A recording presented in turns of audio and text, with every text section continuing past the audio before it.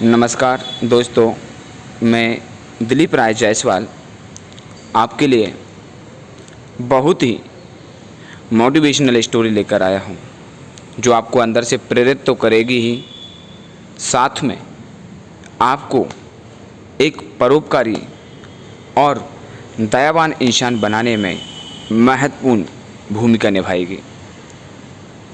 एक छोटी सी कहानी पेश करूँगा, कृपया समय निकाल कर इसको ध्यान से सुनना।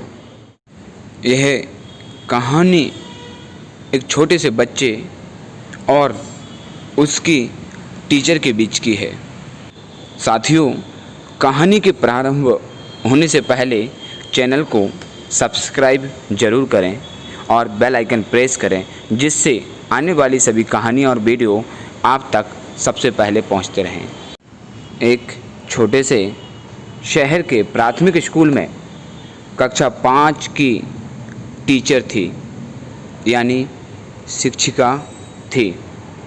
उसकी एक आदत थी कि वह कक्षा शुरू करने से पहले हमेशा आई लव यू ऑल बोला करती थी, मगर वह जानती थी कि वह सच नहीं कहती। वह कक्षा के सभी बच्चों से उतना प्यार नहीं करती थी। कक्षा में एक ऐसा बच्चा था जो उनको एक पल भी नहीं भाता था। उसका नाम था नीरज। नीरज मैली कुचैली स्थिति में स्कूल आ जाया करता था। उसके बाल खराब होते, जूतों के बंद खुले होते, शर्ट के कॉलर पर मैल के निशान या धब्बे हुआ करते थे। व्याख्यान के दौरान भी उसका ध्यान कहीं और होता था।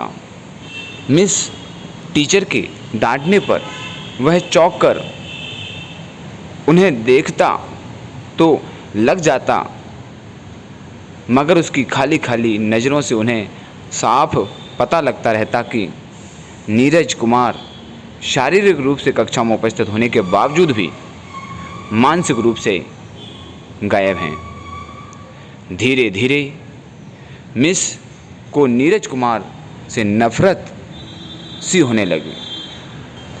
क्लास में एंट्री करते ही नीरज टीचर की आलोचना का निशाना बनने लगता।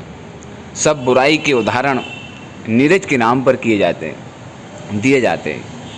बच्चे उस पर खिलखिलाकर हंसते और मिस को भी उसे अपमानित कर संतोष प्राप्त होता था। नीरज ने हालांकि किसी बात का कभी कोई जवाब नहीं दिया था। मिस को वह एक बेजान पत्थर की तरह लगता, जिसके अंदर फीलिंग, महसूस, एहसास नाम की कोई चीज़ नहीं थी।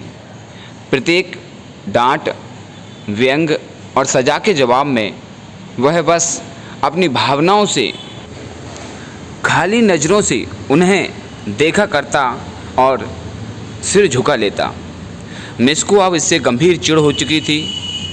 पहला सेमेस्टर समाप्त हो गया और रिपोर्ट बनाने का समय आया, तो मिस ने नीरज की प्रगति रिपोर्ट में, प्रोग्रेसिव रिपोर्ट में यह सब बुरी बातें लिख मारी। प्रोग्रेस रिपोर्ट माता पिता को दिखाने से पहले हेड मिस्ट्रेस के पास जाया करती थी। उन्होंने जब नीरज की रिपोर्ट देखी तो मिस को बुला लिया। अरे मिस, प्रोग्रेस रिपोर्ट में कुछ तो प्रोग्रेस भी लिखनी चाहिए। आपने तो जो कुछ लिखा, इससे नीरज के पिता इससे बिल्कुल निराश हो जाएंगे। मिस ने कहा, मैं माफ़ी मांगती हूँ, लेकिन नीरज एक बिल्कुल ही अशिष्ट और निकम्मा बच्चा है। मुझे नहीं लगता कि मैं उसकी प्रगति के बारे में कुछ लिख सकती हूँ। मिस घृणित लहजे में बोलकर यहाँ से उठाई। हेड मिस्ट्रेस ने एक अजीब हरकत की। उन्होंने चपरासी के हाथ मिस की डेस्क पर नीरज की पिछले वर्षों की प्रोग्रेस रिपोर्ट रखवा दी। अगले दिन मिस ने कक्षा में प्रवेश किया तो सबसे पहले रिपोर्ट पर नज़र पड़ी। पलटकर देखा तो पता लगा कि यह नीरज की रिपोर्ट है।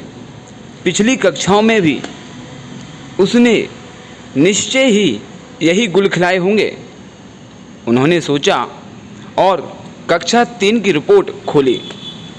रिपोर्ट में टिप्पणी पढ़कर उनकी आश्चर्य की कोई सीमा ना रही जब उन्होंने देखा कि रिपोर्ट उसकी तारीफों से भरी पड़ी है। नीरज जैसा बुद्धिमान बच्चा मैंने आज तक नहीं देखा। बेहद संवेदनशील बच्चा है और अपने मित्रों और शिक्षक से बेहद लगाव रखता है। अंतिम सेमेस्टर में भी नीरज ने प्रथम स्थान प्राप्त कर लिया है। मिश ने अनिश्चित स्थिति में कक्षा 4 की रिपोर्ट खोली। नीरज ने अपनी माँ की बीमारी का बेहद प्रभाव लिया। उसका ध्यान पढ़ाई से हट रहा है। नीरज कुमार की मां को अंतिम चरण का कैंसर हुआ है। घर पर उसका और कोई ध्यान रखने वाला नहीं है, जिसका गहरा प्रभाव उसकी पढ़ाई पर पड़ा है। नीरज की मां की मृत्यु हो चुकी है और इसके साथ ही नीरज कुमार के जीवन की चमक और रौनक भी चली जाती है। उसे बचाना होगा इससे पहले कि बहुत देर हो जाए। मिस के दिमाग पर भयानक बोझ हावी हो गया। कांपते हाथों से उन्होंने प्रोग्रेस रिपोर्ट बंद की। आंसू उनकी आंखों से एक के बाद एक गिरने लगे।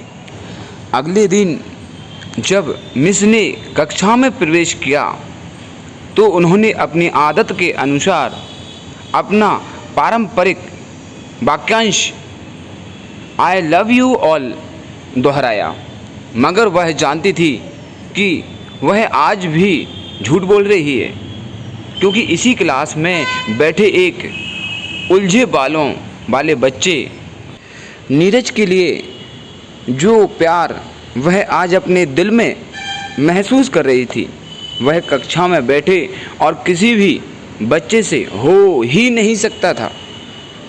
व्याख्यान के दौरान उन्होंने रोजाना दिनचर्या की तरह एक सवाल नीरज पर दागा और हमेशा की तरह राजू ने सिर झुका लिया। जब कुछ देर तक मिस से कोई डांट फटकार और सहपाठी सहयोगियों से हंसी की आवाज़ उसके कानों में ना पड़ी तो उसने अचंभे में सिर उठाकर उनकी ओर देखा। आज उनके माथे पर कोई प्रेशर ना था, वह मुस्कुरा रही थी। उन्होंने नीरज को अपने पास बुलाया और उसे सवाल का जवाब बताकर जबरन दोहराने के लिए कहा। नीरज 3-4 बार के आग्रह के बाद अंततः बोल ही पड़ा। उसके जवाब देते ही मिस ने न सिर्फ खुद खुश अंदाज होकर तालियां बजाईं, बल्कि सभी से तालियां बजवाईं भी।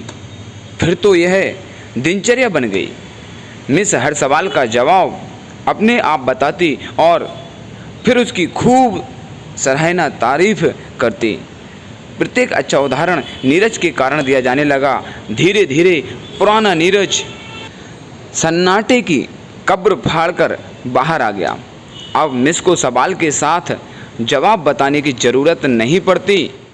वह रोज बिना त्रुटि के उत्तर देकर सभी को प्रभावित करता और नए नए सवाल पूछकर सबको हैरान भी। उसके बाल अब कुछ हद तक सुधरे हुए होते, कपड़े भी काफ़ी हद तक साफ होते, जिन्हें शायद वह खुद धोने लगा था। देखते ही देखते साल समाप्त हो गया और नीरज कुमार ने दूसरा स्थान हासिल कर लिया, यानी दूसरी क्लास। विदाई समारोह में सभी बच्चे मिस के लिए सुंदर सुंदर उपहार लेकर आते हैं और मिस की टेबल पर ढेर लग जाता है। इन खूबसूरती से पैक हुए उपहार में एक पुराने अखबार में बदसलीके से पैक हुआ एक उपहार भी पड़ा था। बच्चे उसे देखकर हंस पड़े। किसी को जानने में देर न लगी कि उपहार के नाम पर ये नीरज लाया होगा। मिस ने उपहार के छोटे से पहाड़ में से लपककर उसे निकाला। खोलकर देखा तो उसके अंदर एक महिलाओं की इत्र की आधी इस्तेमाल की हुई शीशी और एक हाथ में पहनने वाला एक बड़ा सा कड़ा था, जिसके ज़्यादातर मोती झड़ चुके थे। मिस ने चुपचाप इस इत्र को खुद पर छिड़का और हाथ में कंगन पहन लिया। बच्चे यह दृश्य देखकर हैरान रह जाते हैं, खुद नीरज भी। आखिर नीरज से रहा ना गया और मिस के पास जाकर खड़ा हो गया। कुछ देर बाद उसने अटक अटक कर मिस को बताया कि आज आप में से मेरी माँ जैसी खुशबू आ रही है। समय बदलने में समय नहीं लगा।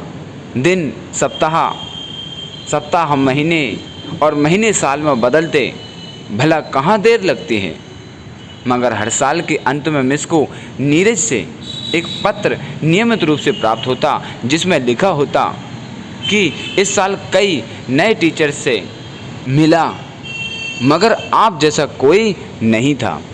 फिर नीरज का स्कूल समाप्त हो गया और पत्रों का सिलसिला आगे भी जारी रहा। कई साल आगे गुजरे और मिस रिटायर हो गई। एक दिन उन्हें अपनी मेल में नीरज का पत्र मिला, जिसमें लिखा था, इस महीने के अंत में मेरी शादी है और आपके बिना शादी की बात मैं नहीं सोच सकता। एक और बात, मैं जीवन में बहुत सारे लोगों से मिल चुका हूँ, आप जैसा कोई नहीं है। मैं नीरज कुमार। इस प्रकार का पत्र मिस को मिलता है। लिफाफे के साथ ही विमान का आने जाने का टिकट भी मौजूद था। मिस खुद को हरगिज ना रोक सकती थी। उन्होंने अपने पति से अनुमति ली और वह दूसरे शहर के लिए रवाना हो जाती हैं। शादी के दिन जब वह शादी की जगह पहुंची तो थोड़ी लेट हो चुकी थी। उन्हें लगा समारोह समाप्त हो चुका होगा, मगर यह देखकर उनके आश्चर्य की सीमा न रही कि शहर के बड़े डॉक्टर, बिजनेसमैन और यहाँ तक कि वहाँ पर शादी कराने वाले पंडित जी भी थक गए थे कि आखिर कौन आना बाकी है। मगर नीरज समारोह में शादी के मंडप के बजाय गेट की तरफ टकटकी लगाए उनके आने का इंतजार कर रहा था। फिर सबने देखा कि जैसे ही यह पुरानी शिक्षिका यानी टीचर ने गेट से प्रवेश किया। अब स्टोरी आगे मज़ेदार है, सुनिएगा। नीरज उनकी ओर लपका और उनका वह हाथ पकड़ा जिसमें उन्होंने अब तक वह सड़ा हुआ सा कंगन पहना हुआ था और उन्हें सीधा मंच पर ले गया। माइक हाथ में पकड़कर उसने कुछ यूं ही बोला, दोस्तों आप सभी हमेशा मुझसे मेरी माँ के बारे में पूछा करते थे और मैं आप सबसे वादा किया करता था कि जल्द ही आप सबको उनसे मिलाऊंगा। यह मेरी माँ है, यह मेरी माँ है, यह मेरी माँ है। प्रिय दोस्तों, इस सुंदर कहानी को सिर्फ शिक्षक और शिष्य के रिश्ते के कारण ही मत सोचिएगा। अपने आसपास देखें, नीरज जैसे कई फूल मुरझा रहे हैं जिन्हें आपका जरा सा ध्यान, जरा सा प्यार और जरा सा स्नेह नया जीवन दे सकता है, नया मुकाम दे सकता है, एक नया सहारा दे सकता है, एक नया आसरा दे सकता है। दोस्तों, अगर यह स्टोरी आपको अच्छी लगी हो तो वीडियो को लाइक करें, ज़्यादा से ज़्यादा दोस्तों में शेयर करें, चैनल को सब्सक्राइब ज़रूर करें। तब तक के लिए धन्यवाद। अगले वीडियो में फिर मिलते हैं। कर भला तो हो।